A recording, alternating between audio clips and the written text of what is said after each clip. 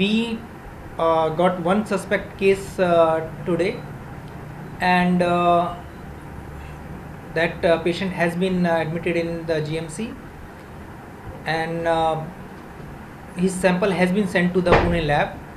But possibly we have seen that in India currently there is no positive case has been reported till now, as per our information. Our state team is in connection, talking to the central team. We are talking to different other stakeholders, so that we have a common platform to report if any suspect case comes.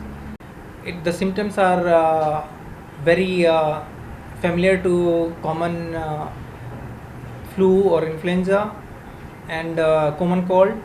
As a precautionary measure, we have requested the Ministry of Civil Aviation to provide a thermal scanner at our airport also. But as per Government of India's assessment, they have selected airports which are in which have direct flight, and then in tier 2 which have further where the possibility of patient landing up is there. So they have we are not in any one of that list. He is just a traveler from China, but since he has got a little sore throat, we said that we'll keep him under observation.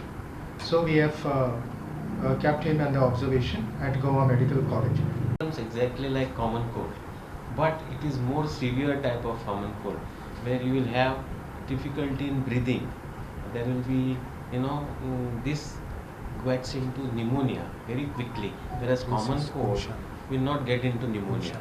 So most of these patients are breathless, they have palpitations, headache. At the same time, their kidneys also get affected, organ failures. So this virus, we don't know anything much in detail because it is just come. It is transmitted from sea life, to the humans. So there is a lot of study that has to be done.